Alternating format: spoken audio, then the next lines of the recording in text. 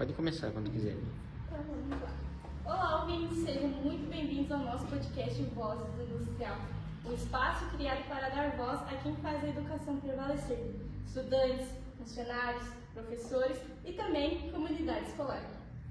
Hoje, a conversa é para quem acredita que a sala de aula é mais que um espaço, é para quem acredita que é um espaço de transformação, aprendizado e escuta. Por isso, o tema do podcast de hoje vai ser protagonismo estudantil, recomposição de aprendizagem e as boas práticas que transformam essa matéria. E hoje, mais do que nunca, é muito importante a gente falar sobre o que seria a recomposição da aprendizagem e qual o significado. E nesse espírito, com muita gratidão, recebemos os nossos ilustres convidados. O Paulo Henrique Schaumann, nosso chefe do Núcleo Regional de Educação Francisco Beltrão, que já esteve presente no nosso colégio em vários momentos importantes e hoje está presente aqui conosco.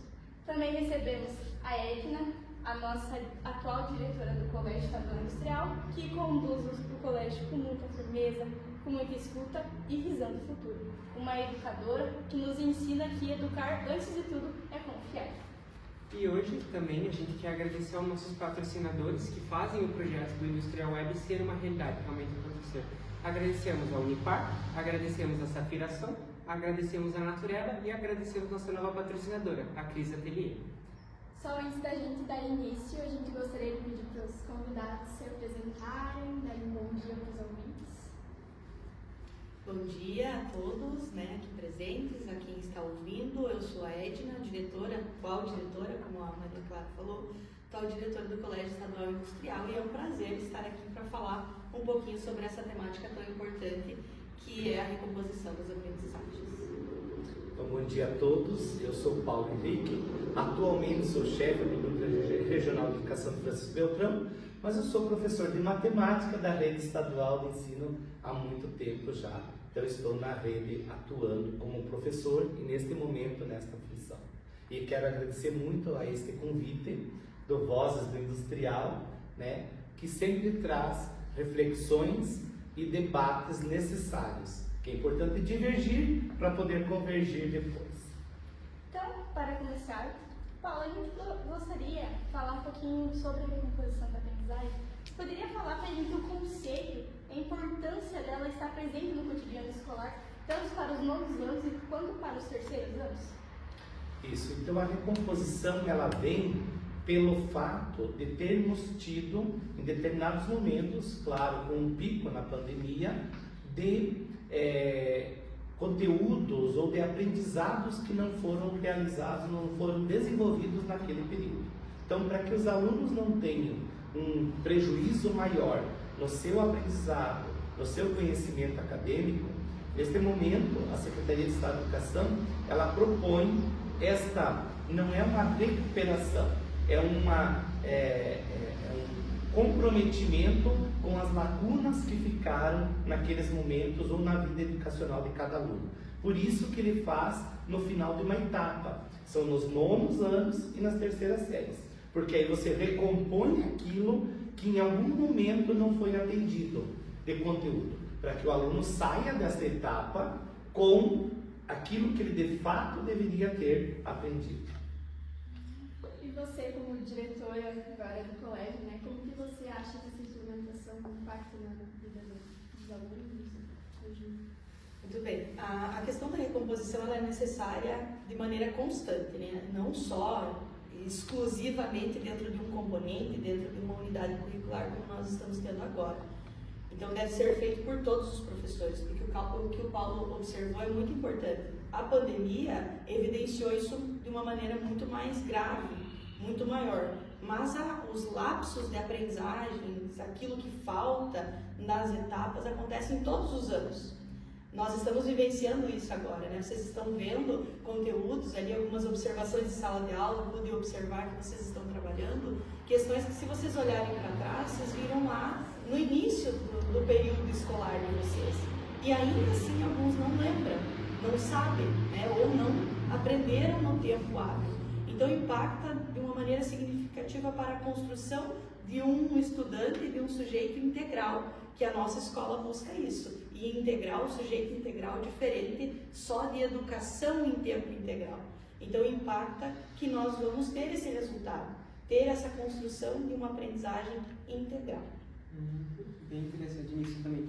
Como o Paulo disse antes, né, que toda a visão do núcleo sobre a importância que as lacunas sejam preenchidas, você que está dentro do núcleo, a diretora que também já foi parte, essa visão que o núcleo tem sobre a recomposição nos nonos anos, nos terceiros anos, tipo, qual a proposta do núcleo para tornar ela mais acessível para a nossa escola? Como fazer com que a recomposição consiga se encaixar na nossa realidade escolar? Na verdade, ela é uma proposta da Secretaria de Estado de Educação. O núcleo, ele replica e ele orienta, organiza e acompanha as escolas. Então, no sentido de dar maior acesso, é com a formação dos professores. Os professores recebem orientações de como trabalhar. É uma proposta diferenciada. Muitos professores não estavam habituados a trabalhar com esta metodologia e é também um desafio para os profissionais que estão atuando nas escolas. Então, cada escola ela tem suas especificidades. Vocês, como um colégio de tempo integral, vocês têm no ensino orientado 1, no estudo orientado 1, esta proposta. Nas escolas regulares tem a unidade curricular que se chama de composição da aprendizagem. Então, cada escola ela vai se adequando conforme a necessidade, porém, seguindo uma orientação geral da Secretaria de Estado de Educação através do núcleo. E a Gina, na sua visão, o que tem feito a diferença no cotidiano escolar para apoiar a recomposição da aprendizagem de forma mais efetiva? Então, tem sido um desafio, na verdade, este ano, até porque a recomposição exige uma coisa que o Vitor começou falando, né? Escola não só como um espaço. Então, a sala de aula também não pode ser um único espaço. Esse talvez tenha sido o nosso maior desafio desde o começo do ano, devido à reforma, obviamente, para a gente poder ocupar diferentes espaços. Estão aqui as nossas estudantes ali no nono ano, né? Foi feita uma prática, como eu assisti a prática do nono B no dia, no nono A no dia, né? Que foi feita uma rotação por estações fora da sala de aula, avançou o espaço da sala de aula. É disso que a gente precisa. Isso seria fazer a diferença, possibilitar que os professores tenham esses espaços, possibilitar que vocês, estudantes, tenham essa possibilidade de aprender de diferentes maneiras. Esse seria o papel da direção da escola e da equipe pedagógica. Hoje a gente também tem muito a função de orientar, como o Paulo falou, e formar os professores para que esses professores consigam fazer esse trabalho diferenciado. Então, quando a professora Roseli lá faz o semicírculo para vocês dentro da sala de aula, tem um propósito aquele semicírculo. Quando o professor coloca vocês em dupla, tem um propósito aquela dupla. Então, é atender dessa forma às necessidades dos professores para que vocês tenham a aprendizagem efetiva. E eu lembro que você tinha comentado antes sobre a pandemia, né? Como que você acha assim, os maiores desafios que foram após a pandemia no colégio, com os estudantes? Isso. Então, eu só quero complementar um pouquinho o que a professora Edna falou, que este aprendizado que a professora Edna falou, que é de espaços, também tem um aprendizado que é em ritmo e tempo diferente de cada aluno. E isto é muito importante salientar, porque precisa ter uma preparação dos profissionais que atuam para esse entendimento. Então, vai ter um momento que até as avaliações serão diferentes entre os alunos, porque tem aluno que sabe, mas quando ele vai responder conforme o modelo da avaliação, ele tem dificuldade maior. Nós vamos precisar nos aperfeiçoar, nos desenvolver como profissionais de educação, para que a gente possa chegar quase como um ensino personalizado, mas não perdendo esta forma que é o direito de todos para todos, né? Para que ninguém fique prejudicado. Quanto à questão da pandemia, eu vejo que não houve só uma questão de lacuna ou de falta de conteúdos. Teve a questão das relações interpessoais, das relações que todo mundo ficou sem ter esse contato. Isso fragilizou muito aquilo que a gente chama de inteligência emocional. Hoje, a gente tem alguns processos emocionais entre os adolescentes, entre os jovens e entre os adultos, que também são resquícios da pandemia. Então, além desse conhecimento acadêmico, tem as relações, que têm que ser superadas aos poucos. Junto a isso, a gente tem o grande desafio de que nós precisamos pegar, né, professora Edna, a inteligência natural, a inteligência emocional e adequar a inteligência artificial que está posta, que não tem mais o que fazer, ela não tem mais volta. Então nós precisamos garantir para os alunos, independente das formas, mas nós precisamos ter metodologias, práticas, que desenvolvam os nossos estudantes para que possam entender que a sua inteligência natural precisa ser preservada, para que ela utilize da inteligência artificial como um instrumento de melhoria da sua vida. E nesse meio, que é o que eu digo que sempre ficou, que mudou muito a sociedade, está muito ligada à questão emocional das pessoas. Sim. Muitas pessoas entristecidas, adoecidas, com angústias, com jeitos ou emoções que antes não se tinha tão aflorado. Não é que não tinha, é que a pandemia simplesmente pegou e pôs, assim, jogou aos olhos de todo mundo. A fragilidade, exato, a fragilidade do conhecimento, a fragilidade das propostas pedagógicas, a fragilidade do ser humano como ser humano. Então, eu vejo que o maior desafio assim, a pandemia nos fazer nós nos entendermos como seres humanos que precisam ter um conhecimento necessário para podermos ser aquele ser integral que a professora Edna falou. Muito bonita resposta também. Agora, Edna, você como a diretora que está convívio com os professores, que está nesse meio, que tem interações com os professores, porque até quando a gente comenta que formar um professor seria formar melhores alunos, exatamente isso. O que os professores podem fazer e o que eles fazem para ajudar os alunos na recomposição? Os treinamentos que eles fazem, qual o real efeito disso na aplicação da matéria de recomposição? Quais as estratégias os professores estão usando que são focadas nos alunos? Bem, uma excelente pergunta, inclusive, né? A questão da metodologia, a gente avançou muito em questões metodológicas, né?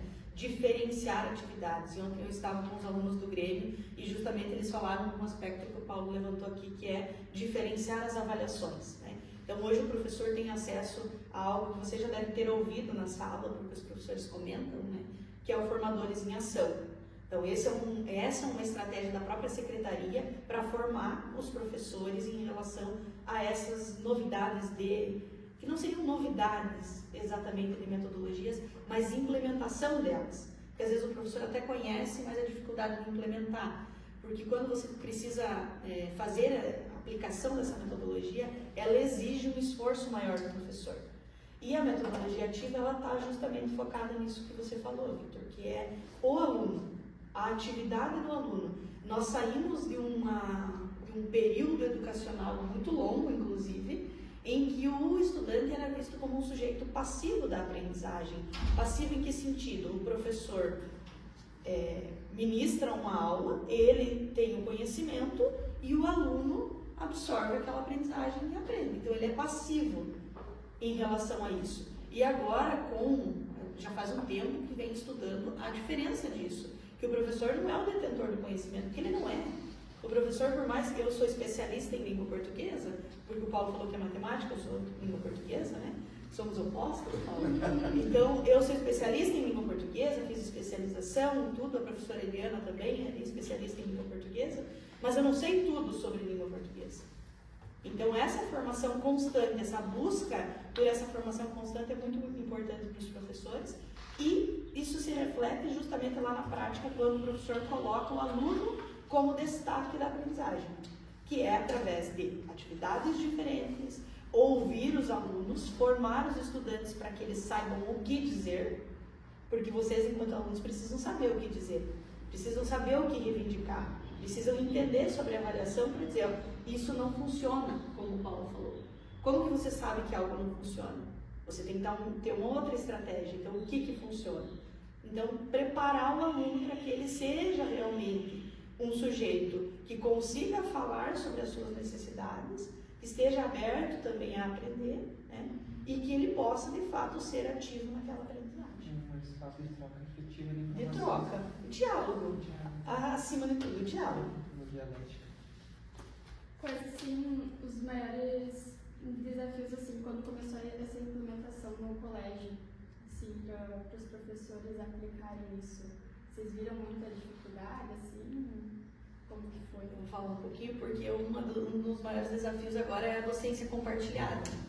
Vocês ainda não têm docência compartilhada em língua portuguesa, vocês têm só a recomposição de matemática. Chegaram a ter em língua portuguesa por um breve período. Inclusive, um ponto bem interessante, a professora que veio trabalhar a segunda docência foi minha aluna no ensino médio. Estou ficando velha, Paula. Então ela veio trabalhar a recomposição. E no estudo orientado nós já temos as duas professoras, né? Esse é um dos desafios nessa implementação. Que a implementação da recomposição, de fato, ela começou em 2023. 2023 com um arranjo um pouquinho diferente. E aí ela foi avançando. Ano passado ela aconteceu no 6º, 7º e 8º. Então ela aconteceu de uma maneira diferente também, para repor justamente aquilo que tinha ficado, principalmente durante a pandemia, porque eram alunos que vinham da alfabetização da pandemia. Então também se fez necessário. O maior desafio é justamente o professor compreender essa dinâmica, que nós não podemos ter para recompor uma aula igual a nós tínhamos anteriormente. Nosso maior desafio é avançar para que todas as aulas sejam diferentes, e diferentes no sentido de colocar o aluno como centro da aprendizagem, como foi o que o Vitor falou. Então, essa mudança de perspectiva aliada àquilo que eu falei antes, de nós sairmos de uma aprendizagem mais passiva e passarmos, de fato, para uma aprendizagem ativa. Então, essa é a virada de chave desse formato, desse modelo de educação. Eu vou falar um pouco só, a gente como aluno, que a gente vê que essa recomposição que está sendo aplicada está ajudando muito mesmo. Está sendo bem... Eu ia falar isso também, porque a gente pegou na pandemia no período do 7º ano, por aí, e a gente vê que quando os professores começam a trazer algumas matérias que foi colocado nesse período, a gente vê que a gente não lembra, que a gente não faz ideia do que é. Então, acho que falo por mim também, pelos meus colegas, que tanto a de matemática e a de português, a recomposição, está sendo assim, excelente. Porque também não é um momento que é só sentado fazendo prova de atividade, só aquele conteúdo chato. Daí é um negócio mais contraído, é um negócio mais leve e que a gente também consegue adquirir mais conhecimento, assim, a gente já consegue ver a diferença do que a recomposição da aprendizagem está fazendo na nossa vida escolar. Eu acho até interessante a gente falar isso, porque a próxima pergunta que eu ia fazer se relaciona muito bem isso, que é a confiança que um aluno tem quando ele sabe do conteúdo é muito importante, né? E Paulo, quando a gente comenta aqui a pergunta, é direcionada a você, mas a Dilisa pode responder também, que a recomposição, quando ela recompõe esses conteúdos, quando o aluno realmente aprende, volta a reaprender aquilo que ele já tinha escutado, às vezes por algum motivo de até atenção do próprio aluno ou até do sistema que não queria ter tanta troca com ele, tanta discussão para ele entender esse conteúdo, tipo, como que a recomposição ela afeta até a autoestima do aluno na escola. Alguém que se sente mais inteligente no ambiente escolar é alguém que também transborda mais autoestima para a sala de aula, alguém que transborda mais confiança. E existe algum problema que você vê na questão de confiança com que os alunos não consigam entender os conteúdos? Ou você acha que a questão da aprendizagem ela também foca muito em fazer o aluno confortável na sala de aula? É assim, acho que vocês já responderam no depoimento de vocês essa tua pergunta. Eu trago ela no seguinte sentido: quando se fala de confiança, eu trago ela um pouquinho para a capacidade de inteligência. Quando você tem a capacidade de inteligência, significa escolher dentro de alguma coisa. Então, quando você tem a capacidade de saber escolher, você está mostrando que você tem essa confiança que você falou. Porque aí é justamente esse poder de autonomia que vocês devem ter quando vocês estão saindo das escolas, é que a gente busca um cidadão crítico, um cidadão consciente, um cidadão livre para fazer suas escolhas e não para fazer as escolhas dos outros.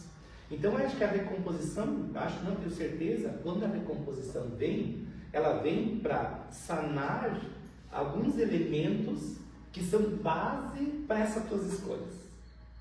Elas são essenciais para que você possa desenvolver essa capacidade de ir além. Porque toda vez que a gente desconhece algo, a gente não tem um olhar ou uma capacidade sobre. Então, essa confiança, se acontece, ela não vem somente para... Porque muitas pessoas, assim, até por conta de... aí são elementos externos, de ultra preocupação com SAEB, com IDEB, com não sei o quê. Eu sempre digo o seguinte: o SAEB é excelente, mas ele é lá um resultado que veio expresso, mas o aprendizado dos estudantes é muito mais importante do que o resultado lá. O resultado é ótimo, a gente comemora.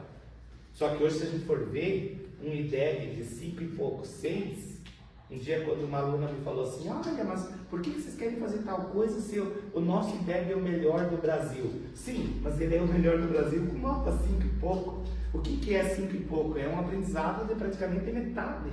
Então o que a gente quer? A gente quer, além de ter um IDEB, sei lá, 8, 9, a gente quer que o aluno saia mais completo, mais pleno, mais decidido, mais firme naquilo que ele quer. Porque você não precisa fazer a sua escolha hoje, mas você ter essa capacidade de fazer uma escolha que possa dar certo ou possa dar errado, que você saiba que se der certo, ótimo, você tenha a humildade de ser melhor. E se der errado, também que você tenha a capacidade de equilíbrio de saber lidar com isso. É isso que a gente busca. Então a recomposição vem para te dar esse subsídio, para te dar um subsídio de conhecimento, de autoconhecimento e de desenvolvimento, né? Então eu acho que é muito mais pleno. É como a educação integral.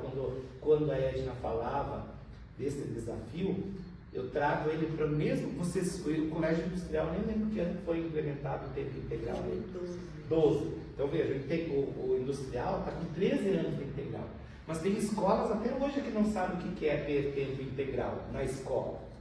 E é muito diferente você passar 9 aulas na escola, o dia todo lá. A tua vida está passando ali. Então ali você tem muita interação, você tem muito aprendizado, mas você precisa ter algo que é o maior desafio, que volta a dizer o que a professora Edna falou. A gente precisa que os professores desenvolvam isso. Senão você simplesmente vai ter o que a autora lá do tempo integral falava, já que tem você vai ter mais do mesmo. E os alunos não querem mais do mesmo.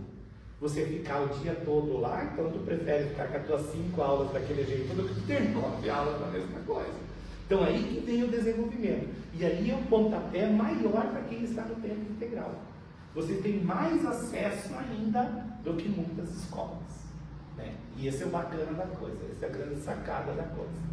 Você aproveitar, porque aí eu lembro muito bem, não sei se não foi um aluno do industrial que falou num evento, que ele disse: as oportunidades serão dadas, cada um vai ver se vai aproveitar essa oportunidade ou não. E aí entra muito isso que vocês estão questionando aqui sobre a recomposição, sobre aprendizado, sobre protagonismo. Eu não posso pegar um aluno e bater nele para ele virar protagonista. Isso é uma escolha dele. Ele vai ter todos os elementos que os outros têm. Alguns vão aproveitar aquela oportunidade e outros não vão aproveitar aquela oportunidade. A gente vê muito isso em sala de aula. É muito de aluno, né? De aluno. Então o importante para a escola é dar essa oportunidade, é dar essa condição. Agora, a capacidade de escolher se você quer ou não é de cada um. E é nisso que a escola precisa trabalhar. O nosso objetivo nunca foi 90%. Eu até me incomodo, Paulo, quando eu escuto alguém dizer que tudo bem, nós estamos muito bem. Outro dia eu disse na tutoria que nós estávamos com 94% de frequência. Eu falei: eu quero mais, porque o meu objetivo é 100% e sempre vai ser 100%. Isso não faz de mim alguém que não celebra as vitórias, mas eu entendo que ainda tem um ponto para melhorar. Então, quando vocês tirarem 10 lá nas provas, todo mundo, aí beleza, daí nós atingimos o nosso ápice. Até lá, não tem. E o Paulo tocou num ponto bem importante. Eu vou usar o meu exemplo, Paulo. Sim. Que é o meu descritor favorito, que a Adriana já deve ter trabalhado com vocês, que o 9º ano eu presenciei trabalhando, que é diferenciar um fato de uma opinião relativa a esse fato. Vocês acreditam que esse é um descritor básico que a gente trabalha desde os anos iniciais? Desde o segundo ano do ensino fundamental, anos iniciais. Aí depois é um dos piores descritores quando termina a etapa do ensino fundamental 1, que é o quinto ano, quando eles fazem a prova. Eles erram muito esse descritor. Quando você pega o nono ano, a mesma coisa. E quando você pega a terceira série, a mesma coisa. E ele está lá, na prova Paraná Mais, nós vamos estudar agora, amanhã, no estudo de planejamento, está lá o abençoado do descritor, diferenciar um fato de uma opinião relativa a esse fato. E é aí que mora a importância da educação. Se nós estamos entregando, como o Paulo disse, pessoas para a sociedade que não são capazes, vejam que não é conteúdo. Eu não estou falando, e por mais que tudo de língua portuguesa é muito importante, então aprendam tudo. Eu não estou chegando aqui dizendo assim, nossa, eles não sabem dizer o que é uma figura de linguagem. Eles não sabem quantas figuras de linguagens tem. Não, nós estamos falando de uma habilidade básica. Quer saber se aquilo que o Paulo me disse é uma opinião dele ou se ele está me trazendo uma informação que aconteceu.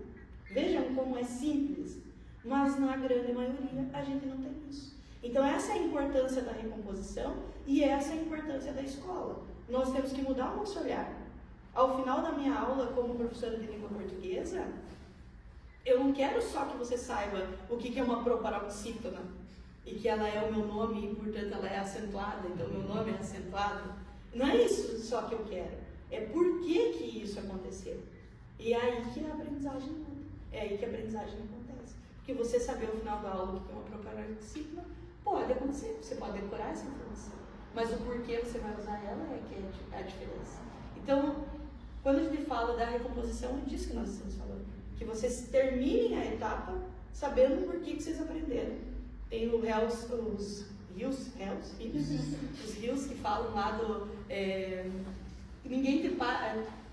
Diga duas coisas que mais se usou hoje durante o dia. Daí ninguém fala Bhaskara, né? O aluno fica bravo. Lógico, porque Bhaskara está aqui nessas paredes. Bhaskara está aqui nessa mesa. Então é por quê, não o quê. Eu ia aproveitar esse teu exemplo e ia dizer, ninguém vai te parar na rua e perguntar quanto que é 7 vezes 8. Mas 7 vezes 8 é um elemento básico que você tem que saber para desenvolver quase toda a matemática. Entende? Que é o que a Ed já falou, está aqui, está ali, está no teu salário, está no financiamento que você vai fazer, está no teu peso. Está no prédio que cai, que a professora Roseli estava explicando para você no dia que eu observei a aula, né? Não fez o cálculo da Bhaskara correto, pronto, o prédio caiu. Parabéns. Ninguém vai ficar te perguntando coisas básicas. Olha, isso que a Ed falou. Você sabe o que é uma proparoxítona? Ninguém vai te parar na rua para fazer isso. Mas é um elemento básico para você desenvolver. É como eu sempre falo, desculpe, eu sei que... Mas assim, e essa questão entre diferenciar fato de opinião, eu pego um exemplo muito bacana que eu trago da minha vida, que é muito do olhar a vida do outro e visualizar que a vida do outro ele é melhor por conta de uma fotografia, sabe? Por que tem muitas pessoas que têm sofrimentos emocionais? Porque ela olha achando que o outro tem uma vida fácil, que o outro ganha café da manhã na mesa, porque ela olha aquela foto. Eu vou dar um exemplo meu, como a Edna disse, vamos pegar as particularidades. Esses dias eu postei uma foto minha de cabeça num dos meus gatos.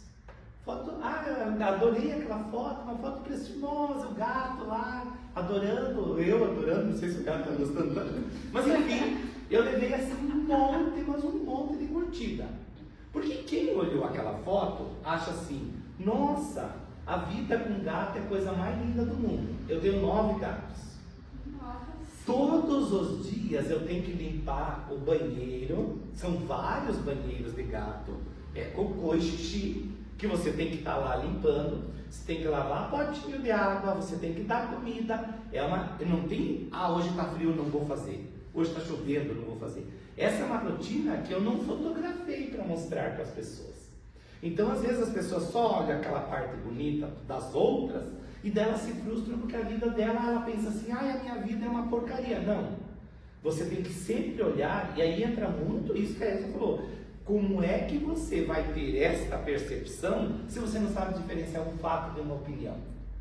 Porque eu posso postar uma postura minha, qualquer coisa mais, nem do mundo. Eu sou chefe do núcleo, vou postar uma foto legal, eu como chefe, lá no restaurante. Mas o meu cotidiano é de problema das 7 da manhã às 7 da noite. Eu não posto os problemas. E as pessoas tendem a olhar para o bonito e se depreciar com aquilo e se frustrar, se tornar angustiado, se tornar deprimido, se tornar entristecido. Então é muito bacana, é para isso que a gente desenvolve. Que quando você tiver esse conhecimento e esse autoconhecimento, você vai viver muito melhor. Você vai tomar umas escolhas muito mais pé no chão, não lá em cima, nas nuvens, como todo mundo. Ninguém aqui postou até hoje uma foto do dia que você está feio, o dia que você está bravo. Todo mundo escolheu, tirou 30 fotos para ver a melhor posição para mostrar. Isso você não se maquiou primeiro, nossa, e pegou luzes e tudo mais, né? Então, assim, sempre olhe para isso. O que é realidade e o que não é realidade. O que é criado por outros, ou julgamentos ou pré-julgamentos. Porque muitas vezes, inclusive, vem a questão dos julgamentos. Fulano né, é isso, fulano é aquilo, porque fulano é de determinada religião, é desse jeito, ou porque fulano é de determinada cor, é desse jeito, porque fulano tem determinada orientação sexual, é desse jeito. Não é assim que funciona a coisa. Ou você conhece, ou você vai aprender sobre isso. Né? E usando vocês como exemplo também, né, os superiores, ninguém para pensar o que foi, né, para vocês chegarem até onde vocês estão. A grande caminhada que vocês fizeram até lá, até todo o reconhecimento que vocês às vezes deixam de ter por uma visão que as pessoas não formam, por lapsos da realidade que eles veem, como o professor Paulo comentou.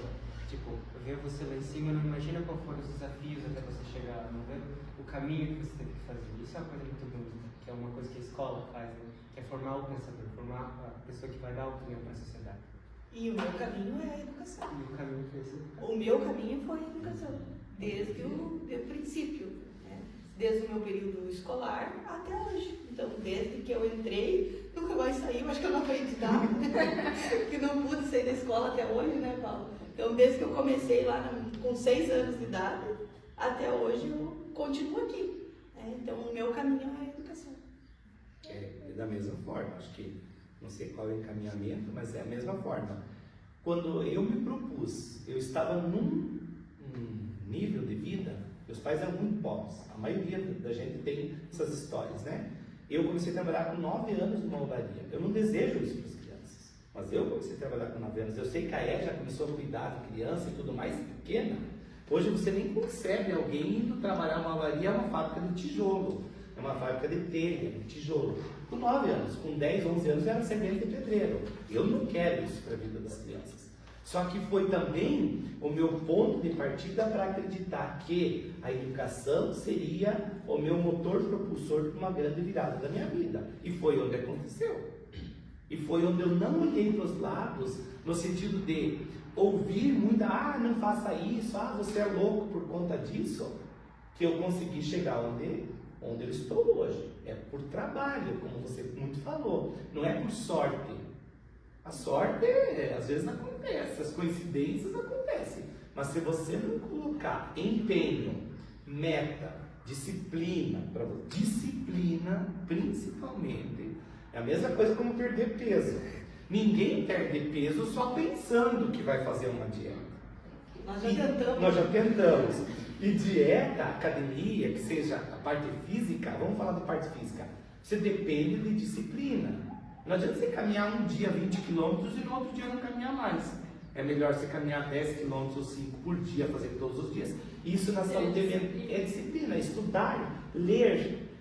Vamos falar de leitura. Você não pega um livro de 500 páginas e que não lê nada, pega ali um livro de 500 páginas, agora eu vou ler, agora eu vou ler. Não, pegue e comece criando hábitos pequenos para chegar no livro de 500 páginas. Senão você vai desistir. É um problema muito comum, realmente.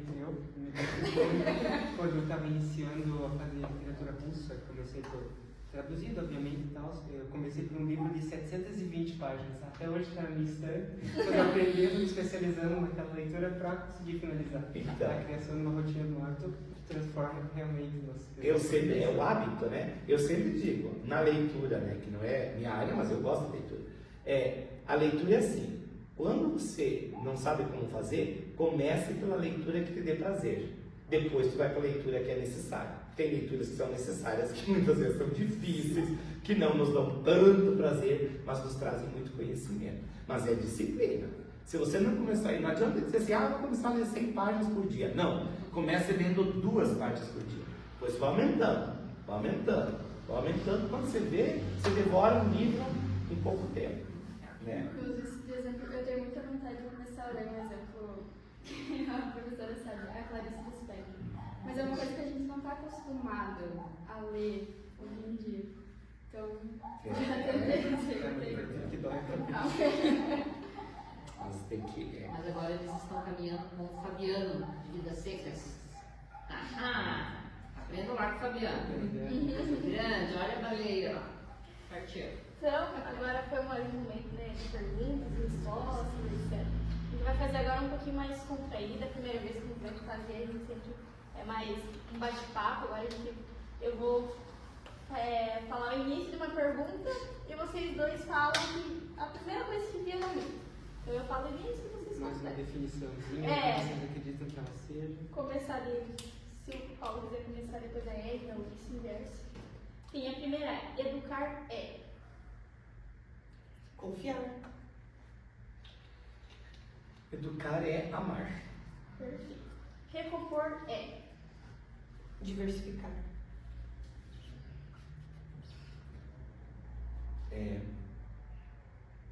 Recompor é construir. Protagonizar é.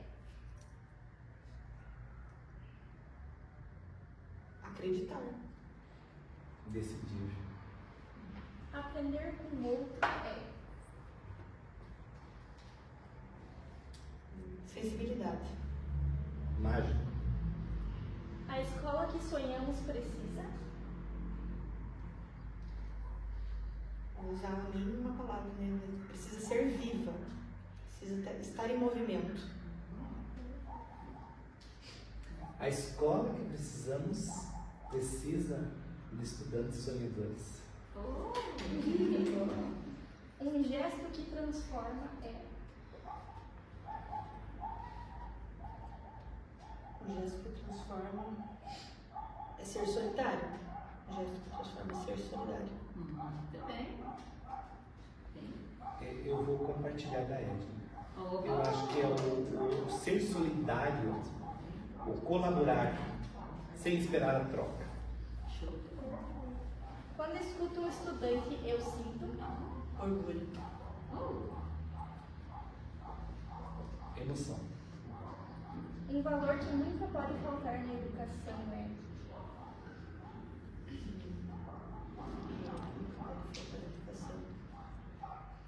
Eu acho que não pode faltar na vida a verdade, a transparência,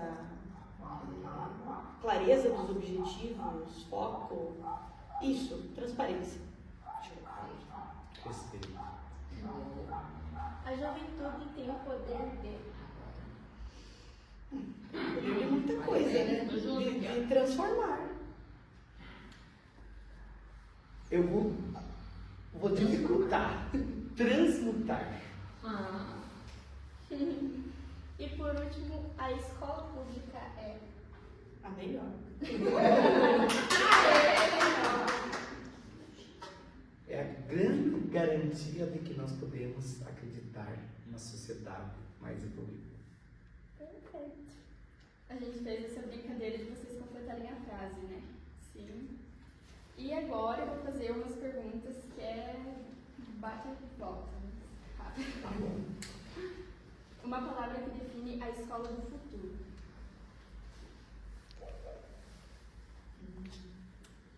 Inovação no sentido de não de só tecnologia, inovação aqui também. Criatividade. Uma prática pedagógica que emociona.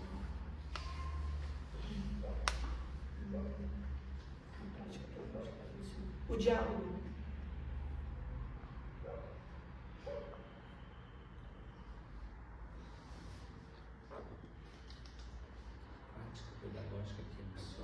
ordem mundial. Eu ia falar o debate, mas a troca. Eu aprendo e eu ensino. Qualquer coisa, se vocês às vezes quiserem passar pergunta. Não. O valor que deve guiar a educação. Eu vou usar a palavra do Paulo antes, o respeito, né? Que tem a ver com a transparência. Eu falei antes. O valor.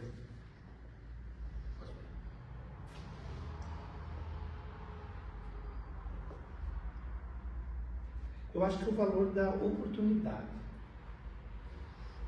Um livro que inspira a prática educacional. Prática educacional. Eu tenho um livro que tem nas bibliotecas que todo mundo lê e que o Paulo gosta também, que eu sei. É o livro que é tão simples, que é o livro do Pequeno Príncipe. Que é você olhar as coisas de uma maneira diferente. Eu acho que o livro ensina isso. Ele não é voltado exclusivamente para a educação, mas ele mostra que para acreditar em educação, às vezes a gente tem que mudar o olhar. Então, acho que seria esse o livro que eu citaria, Pequeno Príncipe. Como ela citou o livro que eu citaria também, eu vou citar um outro que é mais pedagógico mesmo, que é Imagens Quebradas, do Miguel Arroyo. Que muitas vezes você precisa se desprender de coisas que já não te servem mais para você poder avançar. Enquanto você não quebrar isso, você não avança. O que vocês aprendem com os estudantes? Eu aprendo o reflexo da sociedade. Então, os estudantes ensinam muito porque eu sempre procuro me ver em vocês no sentido de como que eu estava naquele momento, em que eu estava cuidando de vocês, por exemplo. Então, eu aprendo sobre, se fosse para deixar em uma palavra, eu aprendo realmente o que é empatia quando eu estou em contato com vocês, porque eu tenho que fazer esse exercício de tentar me colocar na posição de vocês, e que não é fácil, e que é um conceito muito amplo a empatia, né? E às vezes a gente acha que é só entender o outro, assim, me colocar no lugar do outro. Não é tão simples assim quanto parece, não é? É uma formação muito grande, né? Mas empatia. Aprendo sobre empatia com vocês. Eu vou te perguntar, o que você pensa que eu deveria aprender com os estudantes?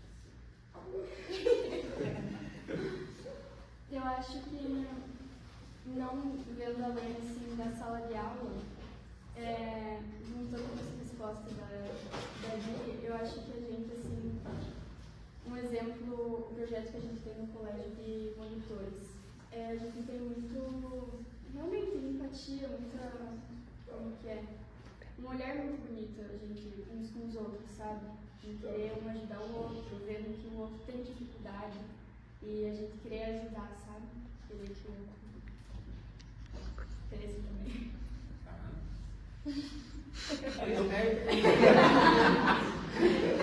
É que a gente espera tanta coisa, a gente aprende todos. Hoje, para mim aqui, está sendo um aprendizado enorme. O nível de perguntas da desenvoltura e do desenvolvimento de vocês aqui é espetacular. Só o fato de ver que vocês estão nesse nível, para mim, já é orgulho. É orgulho mesmo. É isso que me dá ânimo para eu seguir. Eu estou há 40 anos na educação. Muitos poderiam dizer assim, eu não quero mais saber, chega, estou cansado. Tem aquele aluno que às vezes você diz, meu Deus, por que está vindo para a escola? Né? Mas por vocês fazerem o que vocês estão fazendo, é o que nos motiva. Então eu aprendo a motivação. Eu aprendo com a motivação que vocês nos dão. Quando vocês mostram esses resultados, opa, peraí, eu estou aprendendo. E é por isso que eu volto lá para a minha cadeira, para a minha mesa, para ir para as escolas, para motivar mais ainda. E com certeza eu vou contar desse fato aqui para outras escolas. Eu vou espalhar, já sabe. Eu conto vezes isso aí. Eu espalho, notícia boa, eu espalho. E as ruins. Agora um chazinho para vocês. Uau! Conhecem a xícara? Espero que sim. Eu conheço. Brinde então com essa xícara aí, que ela não veio à toa. Nós temos parceiros, mais parceiros, gente. Então agora a gente vai puxar um pouquinho para os nossos convidados que estão aqui na plateia. Hoje foi um podcast mais diferente, tanto aqui na mesa, que não foi só um bate-papo como os podcasts diferentes, a gente teve umas brincadeiras, entre aspas, podemos dizer, algo mais leve, mais descontraído. E também contamos com a presença das alunas dos nonos anos, é isso, né? E a gente já falei para perguntar para elas no início do podcast, antes da gente começar a gravação, para elas saberem não serem pegas de surpresa, né? Porque eu entendo, já tinha lugar de vocês. Então, acho que vocês vão saber responder a pergunta. Então, fazer a pergunta novamente na opinião de vocês, qual a importância da recomposição da aprendizagem com foco no SAEB?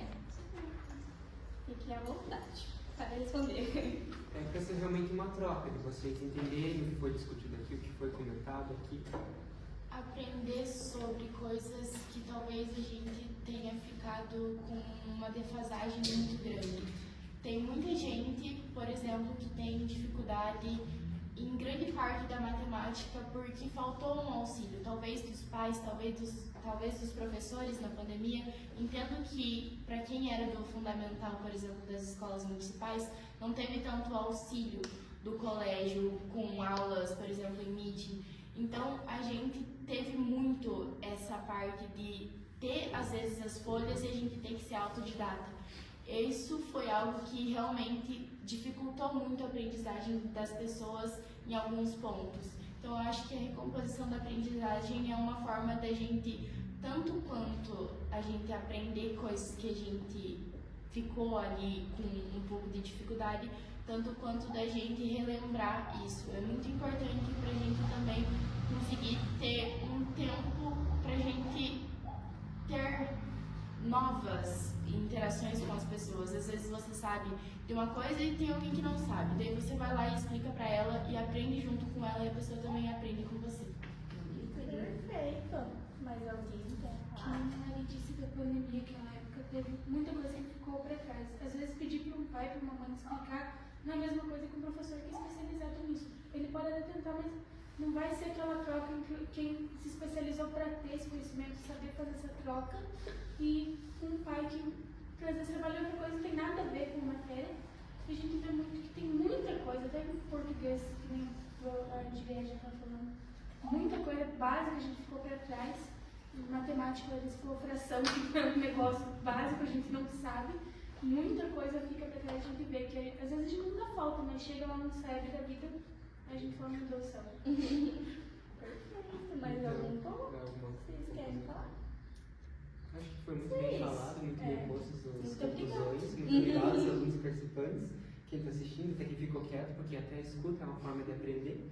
Então, a gente vai chegando ao final do nosso podcast, a gente vai dar os devidos agradecimentos ao diretor e ao Paulo a estarem aqui com a gente, terem dado esse diálogo importante, de a gente ter conseguido desenvolver esse tema do que é a aprendizagem para a gente, de uma coisa que muitas vezes o aluno não compreende o real objetivo daquilo na escola. Nós, como estudantes, é por isso que é tão importante essa troca de realmente alguém que está dentro do papel da escola, alguém que está dentro do papel do núcleo, da sede, e até os alunos dentro da sala de aula.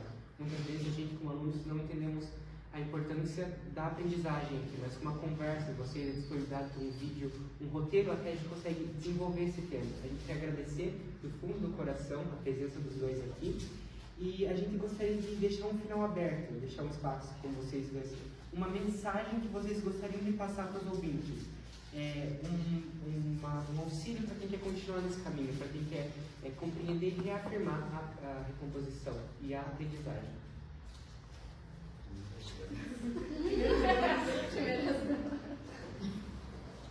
Então, assim, como a Edna falou, eu gosto de repetir muitas coisas. As coisas que eu acredito, eu falo delas sempre, em qualquer situação, para qualquer pessoa. E antes, quando você falou da Clarice Lispector, eu tenho Fernando Pessoa, eu gosto muito de Fernando Pessoa. Tem uma parte do poema do Fernando Pessoa que ele fala muito assim, que você tem que ser o quanto você é do máximo que você possa fazer. E que você seja tão grande quanto você queira ser, e não quanto os outros queiram que você seja. Então, assim, que cada um busque a sua oportunidade, faça a sua escolha, tenha a sua capacidade de se desenvolver.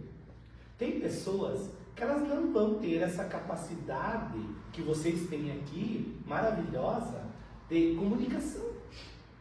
Mas tem pessoas que lá no seu silêncio, lá no seu cantinho, elas vão desenvolver outras habilidades que são maravilhosas. E eu não posso julgar que uma é melhor que outra. São as habilidades que nós precisamos usar para nos desenvolver.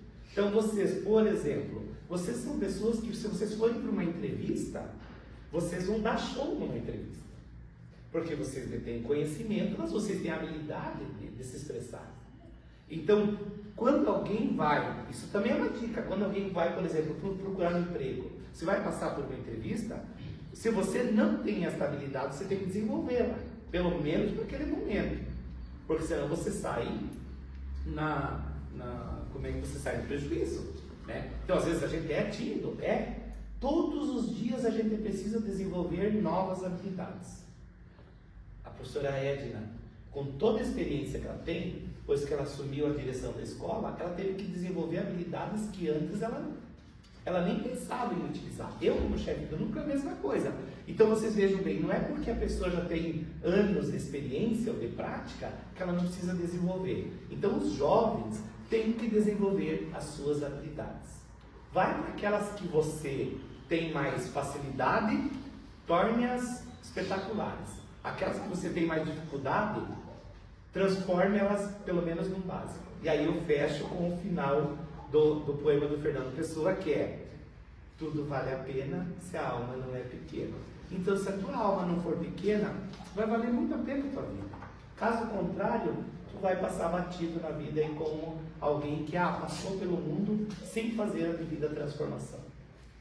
Muito obrigado pelo convite, obrigado, professora Eliana, e obrigado a todos vocês que estão aqui. Tá? E parabéns pela condução e pela proposta. A gente agradece também a professora Eliana, porque realmente sem ela a gente não estaria aqui. Eu falo do fundo do meu coração que eu tenho muita gratidão pela professora Eliana, que ela fez muita coisa pela gente, ela foi atrás, ela ajuda. Até que o Paulo falou sobre a gente ter um pouco mais de facilidade dessa comunicação. Também agradecer a prof. Eliana, que foi ela que também sempre incentivou a gente. Às vezes a gente ficava meio assim, de não querer, estava meio insegura. A Eliana falou assim: não, eu confio em vocês, eu quero que vocês façam. E hoje a gente está aqui finalizando mais um podcast. A gente sabe que antes a gente ficava nervoso, a gente ficava, ai meu Deus, que medo de errar, que medo de falar bobagem. Mas a gente sabe que faz parte ser um pouco nervoso, faz tudo coisa da vida. Então a gente também agradece a Eliana, a gente agradece a todos os nossos ouvintes, a nossa plateia hoje, que também foi algo diferente que a gente trouxe nesse podcast. A gente agradece de coração vocês, porque se não fossem vocês, a gente não estaria aqui. E querendo deixar claro para vocês que estão ouvindo e para vocês que estão aí, a gente teve muito exemplo do Paulo e da Edna, que é possível sim a gente chegar muito longe, que é só a gente se esforçar, a gente ter disciplina, que a gente alcança, né? Projeto de vida, essa é a mensagem final. Projeto de vida não como uma disciplina, mas como um propósito. Tenha projeto de vida. Quando você não sabe, aí Alice no País das Maravilhas vai dizer, né? Quando você não sabe para onde quer ir, qualquer lugar serve. Essa é uma premissa, uma prerrogativa que vale para tudo. Se você não tem um projeto, o Paulo falou várias vezes sobre isso, você vai ir para onde as pessoas querem que você vá e não para onde você quer ir. Então, o primeiro passo de tudo é ter propósito, ter projeto de vida. Também porque educação não é apenas a prova, é conteúdos, ela transforma seres humanos, ela planta esperança onde que antes não tinha, e a gente espera que cada passo adiante seja uma conquista, tanto pessoal, tanto em conjunto. E essa seleção de coisas boas que acontecem, para a gente conseguir repassar essa nossa experiência que a gente tem aqui, essas nossas conversas, a gente reagradece aos nossos patrocinadores, a Unipar, a gente reagradece a Safiração, a gente reagradece a Natreba e a gente reagradece a Cris Atelier por estar conseguindo trazer para a gente essa experiência de conseguir agradar nossos convidados e que a estrutura que conseguiu oferecer essa conversa para os nossos ouvintes. Agora uma lembrancinha para os nossos convidados. Mais uma vez a gente agradece por vocês terem aceitado o convite, terem vindo até cá. A gente sabe que vocês têm muito trabalho, muito serviço, muito estresse também. Mas a gente agradece do fundo do coração por terem vindo. E a gente conseguiu aprender muito com vocês, Com certeza. Obrigado, nós. Obrigada pelo Com convite. certeza. Lisonjeada. Siga-nos nas redes sociais, Industrial Web e Colégio Estadual Industrial. A gente se encontra no próximo episódio. Até mais. Até lá.